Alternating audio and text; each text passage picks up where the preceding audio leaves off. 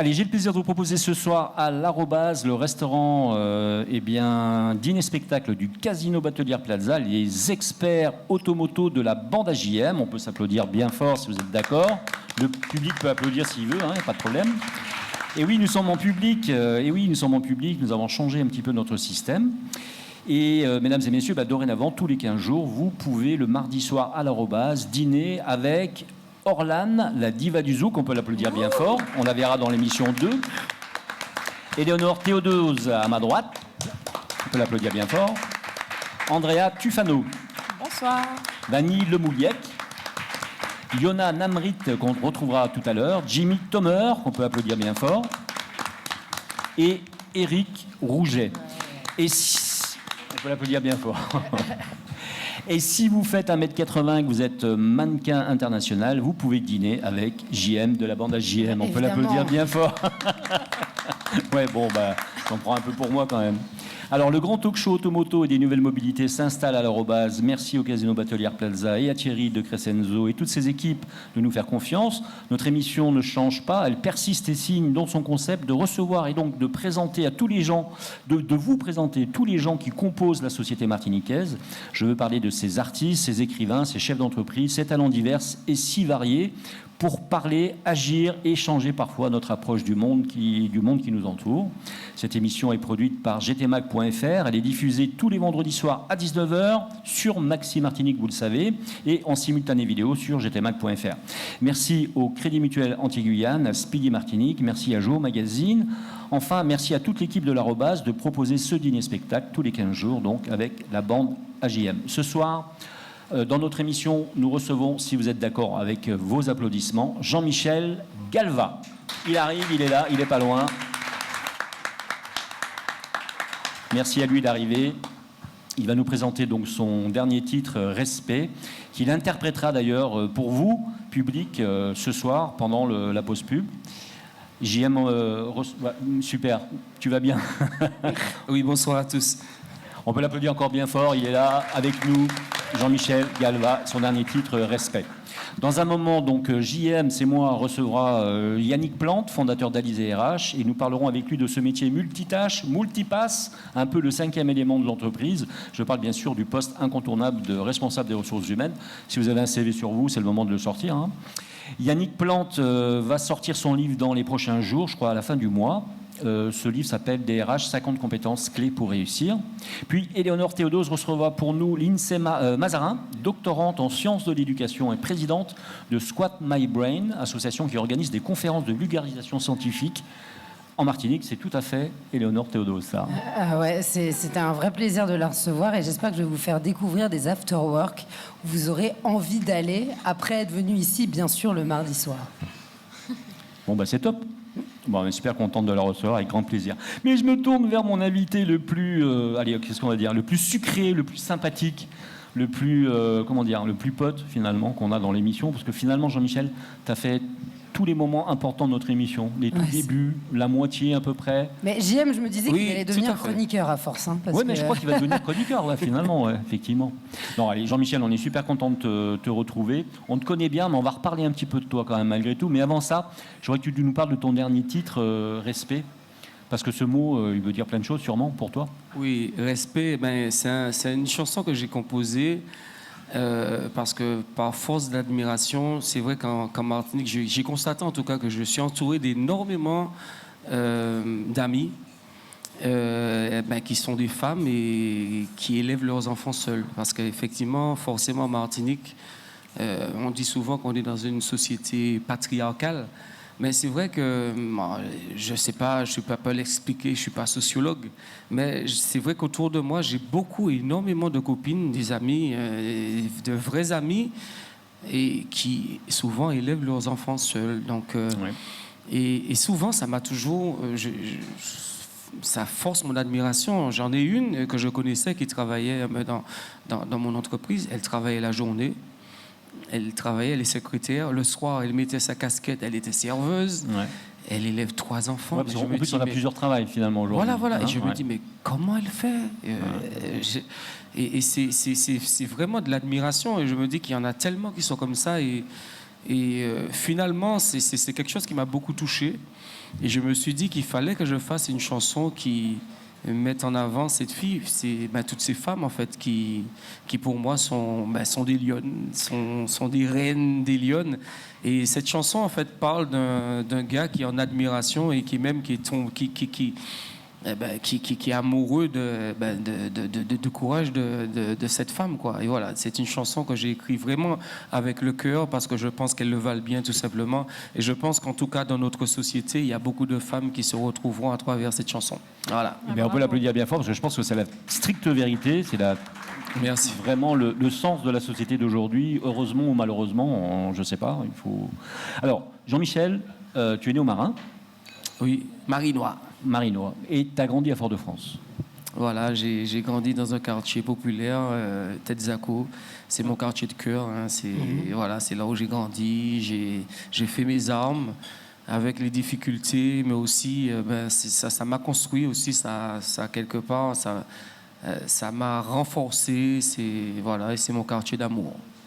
Et puis, de ce quartier-là sort aussi un état d'esprit, une façon d'être, sort une volonté aussi peut-être de montrer l'exemple, ou en tout cas d'aider des jeunes qui seraient peut-être un peu moins, un peu moins sûrs du chemin à venir.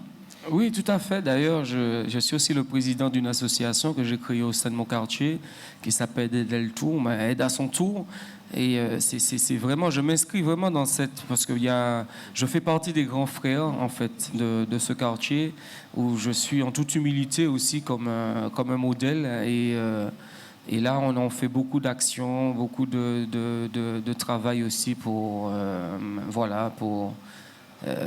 aider, accompagner. Et moi c'est tout le boulot de mon association. Alors, il y a autre chose qui me touche particulièrement, c'est que finalement, dans tes chansons, on retrouve toujours soit des phénomènes de société, soit des tendances, on va dire. Il y en a une en particulier. Moi, j'ai adoré Diva. J'ai adoré Défi Prix, mais j'ai adoré Diva en particulier. Elle est dans ma prog le dimanche matin. Désolé, mais on passe le dimanche matin ensemble, Jean-Michel. C'est comme ça, c'est la vie. Voilà, même si tu n'es pas d'accord, c'est ainsi. Et il y a eu aussi une autre étape, c'est on t'a rencontré aussi, pour certains, on t'a rencontré pendant le Covid. Oui, pour le Covid, je pense que comme tout le monde, hein, ça a été vraiment un passage compliqué. En tout cas, moi, je l'ai vécu à ma manière. C'est vrai qu'à l'époque, j'ai écrit cette chanson, Incompréhension. C'était ma façon à moi d'exprimer comment est-ce que j'ai vécu ça. Et puis à la sortie, tu n'avais pas tort, en fait. Si on réfléchit un peu sur ce qui s'est passé après le Covid, oui, ta chanson, finalement, elle était voilà, moi je pense qu'aujourd'hui, après peut-être que le destin nous le dira, l'avenir nous le dira, mais moi c'est vrai que j'ai vécu cette période un peu compliquée. Pour moi c'était difficile. Donc dans cette chanson, j'explique un peu vraiment ma façon de voir les choses. Et donc il y a des personnes beaucoup de personnes ont adhéré, d'autres pas. Donc après, c'est vrai que c'était une période vraiment compliquée où c'était compliqué de livrer sa façon de voir les choses, avec beaucoup de manipulations politiques, beaucoup d'avis, beaucoup de contre. Mais c'est vrai que je pense qu'en tant qu'artiste, nous aussi, on a le devoir aussi de pouvoir exprimer notre façon de voir les choses. Et on retrouve toujours certaines personnes finalement qui vont se rejoindre qui vont rejoindre notre vision de la chose, voilà, tout simplement. Et c'est une chanson qui a bien marché. Ouais, en plus, elle a bien marché. Alors moi, j'aimerais te poser une question. Est-ce que tu prends plaisir et est-ce que c'est quelque chose que tu aimes faire, d'écrire pour les autres? Ou c'est vraiment de ce que tu me dis, c'est vraiment ton expérience, ton vécu et tu vis au travers de tes titres et de tes chansons. Est-ce que tu arrives à extérioriser cette âme artistique pour les autres? Écrire pour les autres. Ça m'arrive d'ailleurs, je suis en train de composer actuellement une chanson pour un ami qui m'est cher. Hein, et oui, ça m'arrive. Après, j'ai envie de dire, la fibre artistique, c'est aussi ça. Hein. Moi, je pense les artistes sont touchés par un don divin. Et parfois, on exprime à travers la chanson, on peut exprimer aussi à travers les textes. Et c'est vrai que moi, j'aime bien écrire. Donc là, je suis en train d'écrire pour un ami qui adore chanter. Et donc, je lui dis, mais écoute, lance-toi. Donc, je suis en train de composer avec lui. Et le mec, il a une voix de malade. Donc, il est un peu timide. Donc là, je suis en train de le pousser un peu. Lui dis, mais non, vas-y, je vais t'écrire cette chanson. Et voilà. D'écrire, c'est une autre sorte de partage, en fait, aussi. Oui, bien sûr. De toute façon, dans le milieu artistique, parfois on peut être un interprète, mais beaucoup de personnes fonctionnent ainsi. Hein. Beaucoup d'artistes parfois interprètent des chansons qui ont été écrites, soit par un guitariste, soit ça par... Voilà. Donc, je pense que la musique en elle-même n'a pas de frontières. Hein. C'est vraiment quelque chose de magique. Et lorsqu'on écrit, je reste persuadé que c'est un don divin, comme chanter, Je pense que c'est une mission à prendre sérieusement. Il y a beaucoup d'artistes, comme Orlan, qui est une artiste, qui est là, et que j'admire beaucoup. Et quand je la vois sur scène, je me dis que c'est un don. Il y a des gens qui ont ce don. Et chanter, c'est vraiment un don. Pour moi, c'est ça. Donc, comme écrire, comme... Parfois, il y a des gens qui sont de bons interprètes. Et voilà, c'est un don. C'est un don divin. On dira ça. C'est un don divin. Un peu comme l'animation radio, c'est un don divin aussi. On te sent vraiment sensible à ce qui t'entoure, aux artistes qui t'entourent. Donc, tu dois être une éponge en ce qui concerne les faits sociaux, tu l'as évoqué, ainsi que ce qui se passe, les générations qui passent. Tu es un artiste qui dure, que l'on observe depuis des années. Il y a des gens qui ont grandi avec toi, qui se sont rencontrés sur ta musique, au même titre qu'Orlan, là, qu'on citait. Oui, tout à fait. Mais on parle beaucoup d'Orlan, hein. Qu'est-ce qui fait que le feu est toujours là? Qu'est-ce qui fait qu'un artiste dure? Quel conseil tu pourrais donner à cette jeune génération? Et je couplerai cette première question à une seconde. Tu as été aussi présent dans le développement du zouk, de la codification du zouk. Je sais que ça te tient à cœur. Donc, c'est-à-dire que ça dépasse tes compétences musicales. Tu veux faire vivre la culture martiniquaise. Ça te tient vraiment, vraiment en l'esprit et dans le corps. Est-ce que c'est ça aussi qui fait que tu dures? C'est vrai que tu as posé plusieurs questions en une. Bon, je vais essayer de répondre. Donc, c'est vrai que moi, je suis un artiste j'ai envie de dire, entre deux générations. Il y a eu la génération, avant tout, j'ai commencé mes armes dans le live. Donc, je suis arrivé après la génération Quack et Taxi. C'est vrai qu'à cette époque-là, moi, je suis tombé dans le fossé, en fait, où... Le fossé, je suis arrivé à un moment où c'était vraiment compliqué, parce que je suis arrivé au plein moment où on arrivait avec Internet, où le modèle économique de la musique, en fait, compte avait changé, parce qu'avant, on vendait des CD. Sauf qu'aujourd'hui, quand je suis arrivé en plein où on vendait plus de CD, donc le modèle économique avait changé. Donc ça a faussé toute la logique, en fait, compte. Donc il fallait s'adapter. Donc nous, on a réussi entre guillemets, à passer ce courant. Aujourd'hui, moi, je dis que j'évolue avec mon groupe live et j'évolue aussi avec ma carrière solo. Aujourd'hui, alors justement, juste une chose, hein, le groupe live, c'est Cohésion, en fait, c'est créé en 2000. Hein, voilà, c'est une bande de potes, hein. Voilà, c'est exactement ça, c'est Cohésion. Donc, deux carrières en parallèle. Voilà, et je mène en parallèle avec le concours de Madame, mon manager Laetitia Billard, qui fait un travail que je salue bien bas, parce qu'il fait un travail extraordinaire. Donc aujourd'hui, je pars surtout vers ma carrière solo. Et qu'est-ce que je peux dire? C'est vrai qu'en Martinique, c'est compliqué. Parce qu'on n'a pas véritablement de structure. Je pense qu'un artiste, pour vraiment évoluer en Martinique, on a vraiment besoin d'encadrement, de structure. Aujourd'hui, je me rends compte, à travers mon expérience personnelle et en travaillant avec ma manager, parce qu'elle a de l'expertise et ça m'a permis effectivement d'identifier des problèmes. Un artiste doit avoir un manager, un impresario. En fait, toute la logique économique liée à un artiste, ça passe par des compétences et des postes spécifiques. Sauf qu'ici, on est souvent amené à faire tout seul. Donc, parfois, je pense que c'est là où ça fausse, effectivement, j'ai envie de dire, dans l'évolution de la carrière d'un artiste. Aujourd'hui, on est en train de faire un travail avec encore, je salue le travail de Laetitia, de m'entourer avec tous ces postes à compétences, la communication. On était justement ce midi avec toute une équipe, avec le concours du Manoir des artistes, toute une équipe de médias tactiques sur les médias, parce que ça aussi c'est important. Donc c'est tout un travail de fourmi aujourd'hui, et on se rend compte qu'en Martinique, il n'y a pas véritablement d'instance pour accompagner les artistes. Donc, je me dis que moi, je fais mes armes de mon côté, mais si je peux dire, je peux donner, pour répondre à ta question, un conseil aux jeunes qui se lancent, il faut simplement, véritablement être entouré. Être entouré, s'entourer des bonnes personnes, voilà. Alors, je pense qu'il n'y a pas d'autre solution. Chanter d'abord, et être professionnel. Savoir chanter d'abord, oui, c'est vrai. Professionnel Voilà. après dans Pas bien en face de ton Désolé, micro, Eric, tu Eric. pourras Oui, pas faire carrière. bien sûr, avant tout.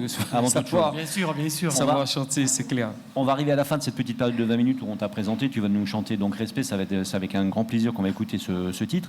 Est-ce qu'on peut dire que tu es dans la mouvance afro-caribéenne?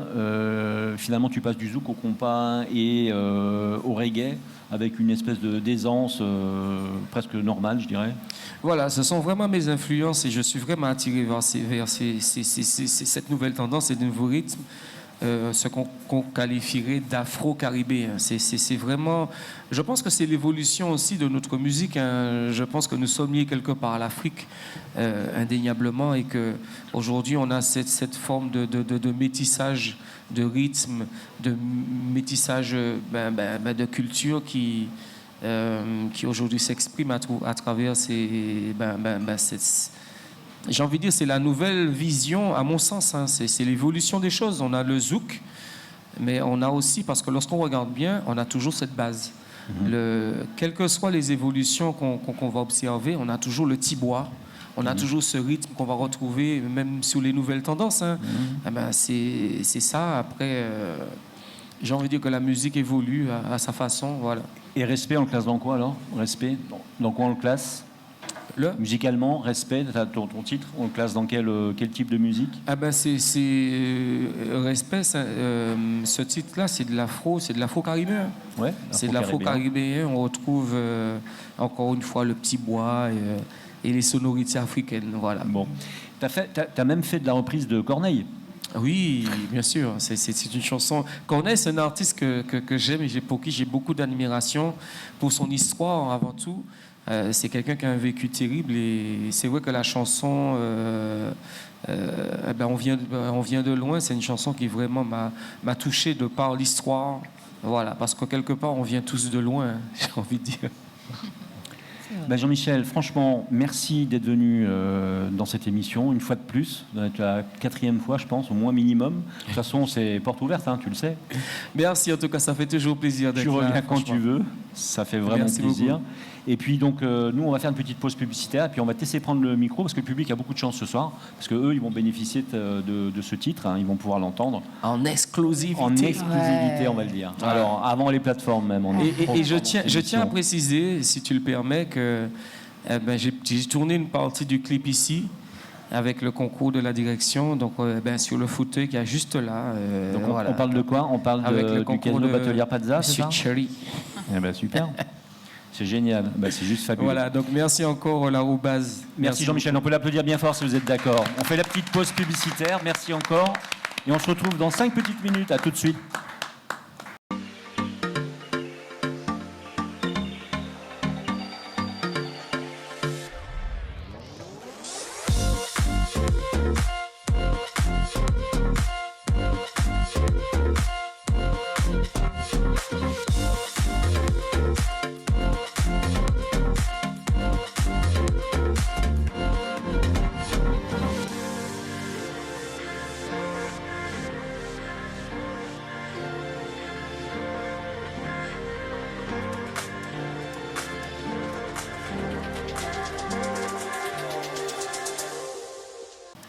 Et donc, vous êtes de retour à l'Arrobase, au restaurant qui se situe au Casino Batelière Plaza. Et bien, vous vous retrouvez ce soir, encore une fois, avec les experts automoto de la bande AGM, qu'on applaudit bien fort, s'il vous plaît. Yes. Bravo à vous. Merci à notre public qui est là. Donc voilà, donc vous vous retrouvez un mardi sur deux. Donc venez dîner avec nous à l'Arrobase, avec notamment Orlan, la star du zouk, que l'on applaudit bien fort. Bravo, on la retrouve dans pas longtemps. Éléonore Théodose. Bravo. Vanille Lemoliec, qui est juste à côté de moi. Ouais. Yona Namrit. Jimmy Tomer, le pilier également de cette émission.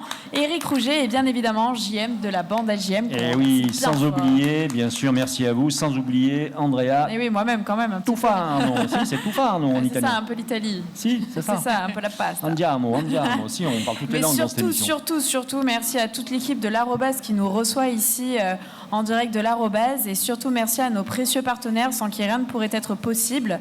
Donc, merci au Crédit Mutuel Antilles-Guyane, merci à Speedy Martinique et ses 6 centres de réparation, et merci à Joe Magazine. Et surtout, encore une fois, merci à gtmac.fr qui régit bien évidemment toute cette soirée-là. Et oui, c'est gtmac.fr qui produit par le biais de sa société Label Web, qui est une société qui bouge dans le cadre de la production d'émissions. Vous le verrez dans quelques semaines, parce qu'il y a des nouvelles émissions qui arrivent, vous allez voir. Moi, écoutez, là tout de suite, je reprends ses propres mots. J'ai trouvé que c'était plus facile de le faire comme ça, parce que j'ai fait mon job, j'ai quand même été fouillé à droite à gauche, comme d'hab.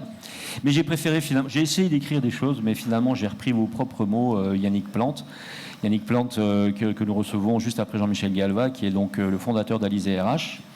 Donc je vous pose finalement la question à vous, public, qui nous écoutez derrière la radio, mais aussi ceux qui mangent avec nous à l'Arrobase ce soir.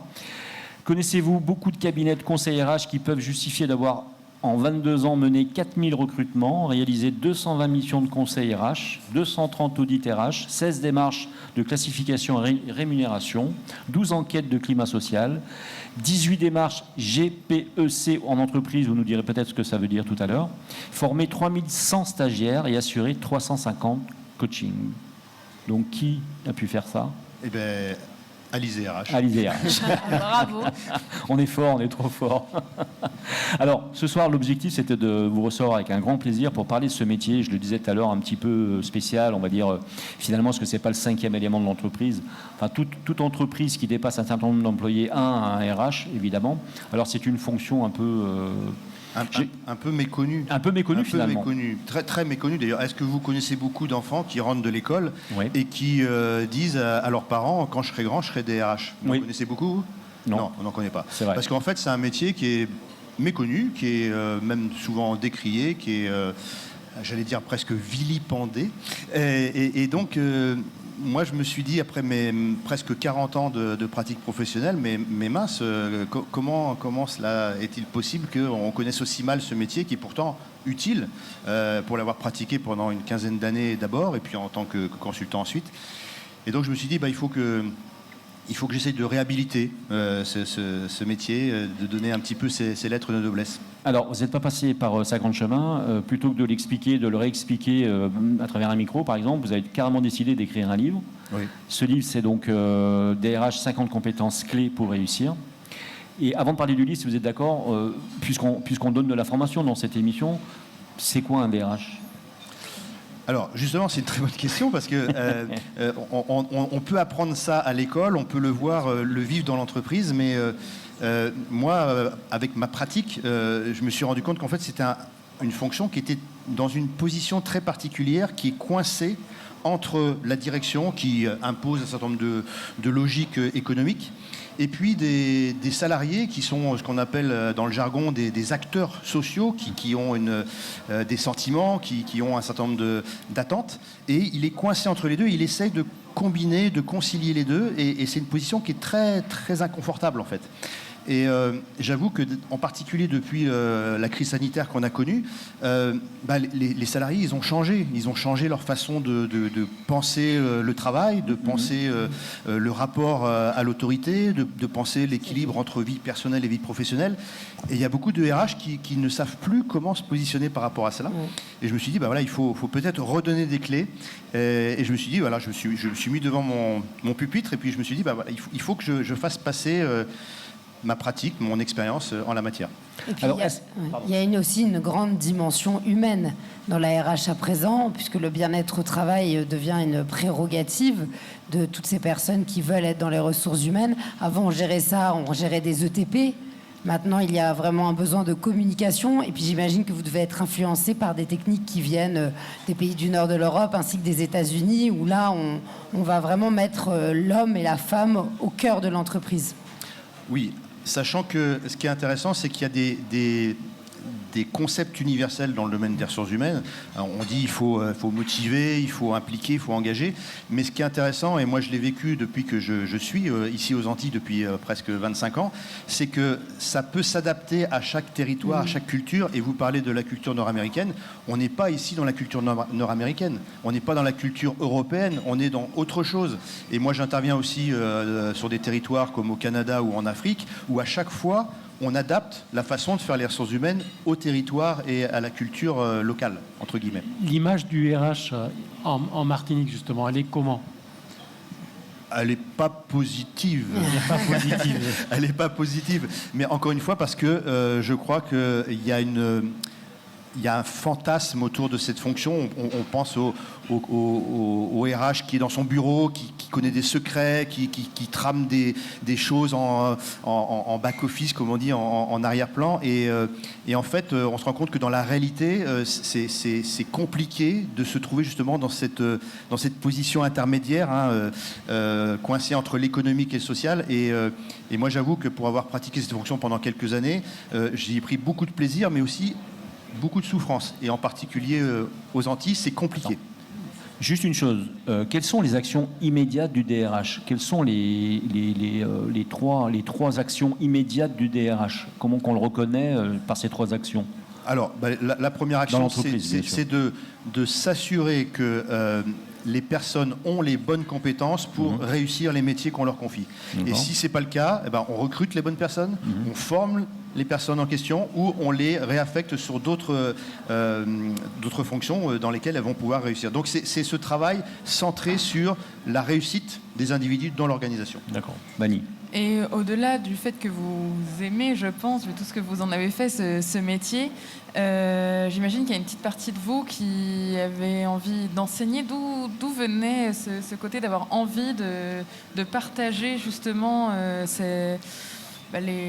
peu les coulisses du métier et ce que vous en faites?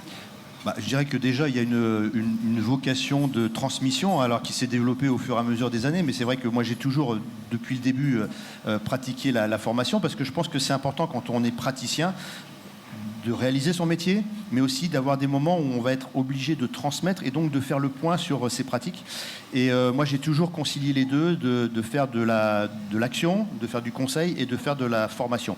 Et je crois que faut avoir la passion pour ça. C'est vrai que de transmettre aux plus jeunes, par exemple, moi, ça m'arrive d'intervenir dans des écoles de formation, de gestion ou de commerce, et vous avez des jeunes de 20, 22 ans, et vous voyez les yeux qui s'allument en disant mais on ne savait pas que ça existait, on ne savait pas qu'on pouvait faire ce type de métier, et du coup c'est d'éveiller à certaines vocations, et ça c'est vraiment ce qu'il y a de génial quand on fait de la formation. Ça se voit dans vos yeux, c'est chouette. Merci. Alors on revient à votre livre qui sort bientôt, il sort fin novembre je crois. Fin novembre, oui c'est ça. Alors dans ce livre, vous regroupez trois grandes catégories progressives d'acquisition de compétences, qui sont des acquisitions clés finalement, on va dire. Et donc, vous avez appelé ça les compétences de base, les compétences avancées et enfin stratégiques. Donc les compétences, on a compris un petit peu, qu'elles soient de base ou avancées, mais stratégiques. On peut nous expliquer un peu ce que ce... Oui, alors effectivement, les compétences de base, tout le monde peut les comprendre, faire du recrutement, de la formation, ça tout le monde, entre guillemets, presque peut le faire. Mais quand on arrive à des fonctions à responsabilité, c'est de trouver le bon positionnement dans l'entreprise. Et ces compétences-là, moi, je me suis rendu compte qu'on ne les apprenait pas à l'école. Dans les stages de formation ou dans les programmes initiaux. Et donc, c'est par la pratique qu'on se dit qu'il y a des choses qu'il faut savoir faire. Et il y a, alors je vais le dire de façon peut-être un peu brutale, mais il y a des bons et il y a des mauvais RH. Et ceux qui n'ont pas acquis cette posture de se dire à quoi je sers, où est-ce que je me positionne dans l'entreprise, est-ce que je peux avoir un impact sur ce qui se passe dans l'entreprise, ces compétences-là, moi, je les ai mis dans cette troisième partie qui sont je vais vous donner juste un exemple. Un RH qui est capable de non pas essayer de faire des choses vraies, mais de faire des choses justes. Oui. Quand on dit ça comme ça, on se dit mais de quoi il parle? Eh ben, moi, je suis capable d'expliquer que ça marche mieux de faire des choses justes dans l'entreprise, c'est-à-dire des choses qui sont acceptées par les acteurs, que de faire des choses qui sont vraies. Tout et à le fait. juste marche mieux que le vrai. Et ça, dans le livre, je l'explique, le RH qui a compris qu'il fallait qu'il fasse avec les gens plutôt que contre les gens, même si c'est vrai ce qu'il a voulu mettre en place, ça ne marchera pas. Et donc, il faut le faire avec les gens que contre les gens. Et ça, on ne l'apprend pas à l'école. Alors justement, votre expérience vous permet donc d'avoir écrit ce livre. Pour les gens qui nous écoutent derrière la radio, ou pour ceux qui sont en train de dîner en face de nous, une fois qu'on a été embauché, souvent par le DRH d'ailleurs, en tout cas validé par le DRH, quelle relation on doit avoir avec lui, j'ai envie de dire? Est-ce qu'on peut lui faire confiance au DRH? Alors, ça dépend de la qualité du DRH, justement. Est-ce que c'est quelqu'un qui est accessible? Quelqu'une, d'ailleurs, parce que de plus en plus, c'est sûr. une fonction très féminisée. Donc, il y a de plus en plus de femmes qui font ce métier parce que ça requiert de développer des compétences relationnelles, d'intuition, d'empathie. Et je pense que c'est souvent des compétences qui sont particulièrement développées par la gente féminine. Et je pense que c'est important qu'il puisse y avoir cette écoute. Et donc il faut aller vers se dire cette personne est là pour m'écouter, m'entendre, me comprendre, et donc c'est la première porte. Et ce qui est intéressant, c'est que c'est pas quelqu'un qui est dans la ligne hiérarchique, comme on dit. C'est pas un directeur ou une directrice, c'est quelqu'un qui est à côté. Oui, il est et donc un petit peu on en peut dehors aller du voir système. sans prendre de risques. Oui. C'était la suite de ma question. Hein. Voilà. Alors j'anticipe un petit peu, Allez-y, mais allez-y. sans prendre de risque de se mettre en porte-à-faux et peut-être d'être jugé ou d'avoir des conséquences. Alors, comme je dis souvent, le RH, c'est pas une assistante sociale, Ouais. c'est pas un curé, c'est pas un psychothérapeute, Oui. c'est quelqu'un qui est payé par l'entreprise, par la direction, mais qui se place comme quelqu'un qui peut entendre des problématiques, des sujets qui sont un petit peu en dehors de ce que l'on pourrait dire à son propre manager ou son propre patron. Alors, c'est un métier qui se révèle être vraiment très riche. C'est-à-dire qu'on peut être RH dans une telle ville et dans une autre et pas du tout faire le même métier. Absolument. Moi, je vois des personnes qui exercent ce poste, ça veut tout et rien dire. Parce qu'il peut y avoir de la gestion financière, comptable, il peut y avoir vraiment l'aspect formation avec un contact direct avec les agents. Donc, je trouve que c'est bien de le relever ce soir parce qu'il y a sûrement des jeunes qui nous écoutent, qui peuvent être intéressés par ça et qui ont peut-être une image d'Épinal dans la tête. Il ne faut pas hésiter à s'intéresser à ces métiers qui peuvent correspondre à chaque étape de vie professionnelle, à une envie et à des compétences que l'on a. Alors, dans la première partie de mon livre, j'ai identifié un certain nombre de critères qui permettaient de classer les fonctions RH, justement. Et pour la petite histoire, j'ai identifié 1536 façons de faire la fonction RH. Alors, bien sûr, je ne les ai pas toutes comptées, mais ce qui est intéressant, c'est de dire que c'est une sorte de kaléidoscope. Ouais. Et pour chaque type d'entreprise, chaque contexte, on va pratiquer la fonction de façon différente. Donc il faut trouver son casting. Et on disait tout à l'heure, est-ce qu'il y a des bons ou des mauvais RH? Il y a des RH qui sont adaptés à un contexte. Voilà. Et moi, dans mon parcours, j'ai été parfois bon et parfois mauvais parce que je pratiquais la fonction qui était attendue et parfois je pratiquais une fonction Tout qui à n'était fait. pas attendue. Et c'est Qui ça que j'ai appris. correspondait pas à votre personne non plus parfois. Pardon? Ça correspondait pas à votre personne, à votre caractère. Alors ça, parfois. c'est autre chose, c'est de dire, dans son authenticité, de la façon qu'on veut faire son métier, est-ce que le contexte vous est favorable? Et mon père me disait toujours, un breton du cru, il disait, si ça ne te convient pas, tu vas planter tes choux ailleurs. Ça veut dire que si on n'est pas fait pour le contexte, c'est pas qu'on est mauvais, c'est qu'on n'est pas au bon endroit. Exactement. Alors le fameux GPEC, c'est quoi? Parce qu'on en parlait en début d'émission, enfin en début d'intervention. Le GEPC, la gestion prévisionnelle des emplois et des compétences. Gestion prévisionnelle des emplois et des compétences, c'est un gros mot. Hein. D'ailleurs, c'est presque un gros on ne l'emploie jamais en entreprise parce que sinon on perd les gens. Hein. En fait, tout simplement, ça veut dire que on veut anticiper les besoins de l'entreprise en matière de métier, de compétences. Et comme on a cette vision de ce qu'il faudra faire dans 2 ans, dans 3 ans, on commence à préparer aujourd'hui les salariés à avoir les compétences des métiers de demain. Et comme les métiers évoluent tout le temps, en fait, la GPEC dont on parle, c'est une démarche permanente de faire en sorte que les gens soient formés, soient accompagnés. Alors, c'est jamais fini, hein, mais si on ne le fait pas, on est toujours en retard. Donc c'est ça en fait, C'est ça, en fait, pour parler de façon simple de ce concept compliqué. Vanille Le Mouliec. Est-ce que vous êtes d'accord avec Parlez bien proche de votre micro, cher ami. Est-ce que vous êtes d'accord avec le fait que l'on dise que quelqu'un est bon dans son métier lorsqu'il est capable de former d'autres personnes justement à ce métier? On réalise à ce moment-là qu'on est vraiment, vraiment parler bon proche de ton micro, on t'entend pas. en Ouais. pratique. Alors oui, effectivement, en général, quand on mesure la compétence d'un collaborateur, on dit alors déjà, est-ce qu'il a les compétences pour l'emploi, comme on dit? Ensuite, est-ce qu'il est capable de faire évoluer son métier? Et le troisième niveau, c'est est-ce qu'il est capable de transmettre? Et si on pense que cette personne est capable de transmettre, ça veut dire qu'elle a une maîtrise suffisante de son métier pour ensuite amener d'autres collaborateurs, des plus juniors, à leur donner les bonnes pratiques. Entre guillemets, c'est un petit peu ce que j'ai essayé de faire dans mon livre, c'est de dire, pour les plus jeunes, ne perdez pas du temps à chercher votre chemin, lisez ça et puis vous gagnerez du temps. Alors, on a bien compris que ce livre, bien sûr, était dédié aux DRH d'abord, mais aux futurs DRH aussi. Vous venez de le dire un instant, c'est l'objectif. On le rappelle, un DRH, 50 compétences clés pour réussir. Alors, vous savez, vous êtes aussi dans une émission automoto, donc vous avez beaucoup d'expérience. Et je voulais savoir si vous aviez été touché par la transition énergétique, si les nouvelles mobilités vous intéressent, et peut-être même savoir ce que vous conduisez. Est-ce que vous conduisez une voiture hybride, électrique ou pas du tout?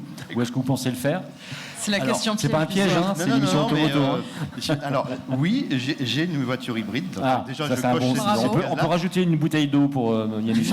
Non, je ne suis pas un bon élève parce que je voyage beaucoup en avion, puisque l'ensemble de mes agences sont réparties partout dans le monde francophone, donc je suis bien obligé de prendre l'avion parce que le bateau c'est un peu lent quand même. Mais par contre, j'assume. C'est-à-dire que je vais là où on me demande d'aller, et sur mon empreinte carbone, elle est pas top. Combien d'employés à l'ISRH? 0, non, une. Bon. Avant, j'avais beaucoup de salariés, mais j'ai changé mon modèle économique, comme on dit pudiquement. Et aujourd'hui, je travaille qu'avec des consultants indépendants et des franchisés, parce que ce sont des chefs d'entreprise qui peuvent développer leur propre activité. Et moi, ça me plaît de travailler avec des gens qui sont mes égaux. On peut travailler d'égal à égal, et donc le système que j'ai mis en place. Donc, il y a à peu près une centaine de consultants qui travaillent dans le réseau. Voilà, c'est un réseau où on prend beaucoup de plaisir à faire notre métier. Eh bien, je vous demande d'applaudir Yannick Plante, si vous êtes d'accord. DRH lui-même, bien sûr, fondateur d'Alizé RH, qui sort son livre donc fin novembre, DRH 50 compétences clés pour réussir. Et on peut dire que ce livre est un éloge, une déclaration d'amour au métier des ressources humaines. Et puis on rappelle aussi que toutes les personnes qui seraient intéressées par le métier d'RH et qui adorent l'automobile et la moto peuvent lier les deux, puisqu'on peut travailler dans tout style d'entreprise. On peut faire des RH en faisant de la moto. Voilà. C'est exceptionnel. On peut l'applaudir encore bien fort. On fait une petite pause publicitaire. On se retrouve dans 5 petites minutes. À tout.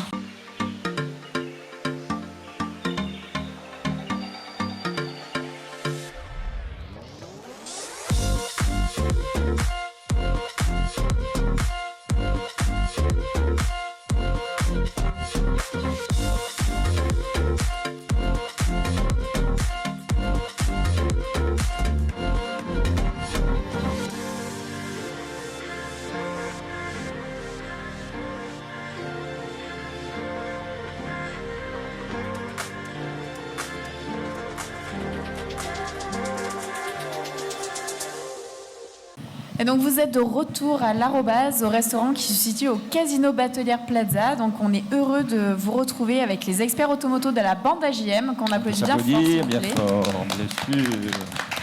Merci à et notre donc, public.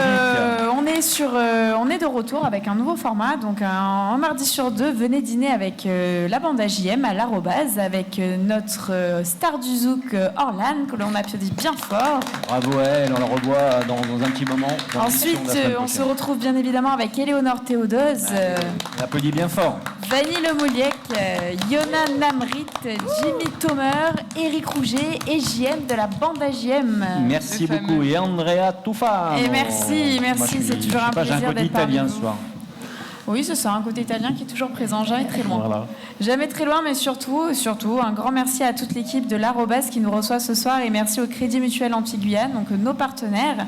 Merci à Speedy Martinique et merci à Joe Magazine pour leur soutien tout au long de l'année avec notre émission.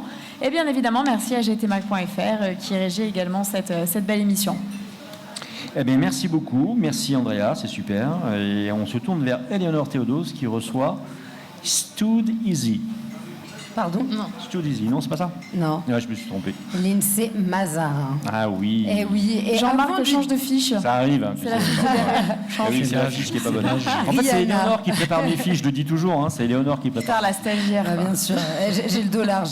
Non, mais alors, vous me connaissez, moi j'aime bien présenter mes invités avant de leur passer le bâton de parole. Donc, comme vous ne la connaissez pas encore, voici quelques traits de sa personnalité. Elle est originaire du Robert. De formation scientifique, elle s'intéresse à l'humain, à la culture et à la transmission. Ses passions vont la porter à voyager et à enseigner dans différents lycées. Los Angeles, Abu Dhabi, Dubaï, Cape Town, autant de souvenirs compilés qui ont contribué à faire de cette femme une adulte accomplie et inspirante. Car inspirante, elle l'est. C'est lors d'un événement culturel que je l'ai découverte. Eh oui, et quel est le nom de cet événement? C'est Squat My Brain. Alors, si on devait le traduire, je vous laisse, tiens, mon voisin Eric, qui est bilingue, Squat My Brain. Qu'est-ce que ça t'inspire? My brain. C'est ton Je cherche cerveau. encore. Oh là là là là. Mais Tu sais bien oui. que j'ai pas de cerveau. Ah, donc, eh ben, bah, tu devrais y aller justement à cet événement-là. Parce qu'elle propose un afterwork qui va challenger vos méninges. Vos méninges, pourquoi? Alors, Squat My Brain, elle va pouvoir nous définir elle-même. J'ai juste dit que c'était un afterwork. Elle va pouvoir nous amener les détails. Bienvenue, Lindsay. Merci de me recevoir. Alors, Donc, comme tu l'as bien explique-nous. dit, Squat My Brain, c'est un afterwork de vulgarisation scientifique.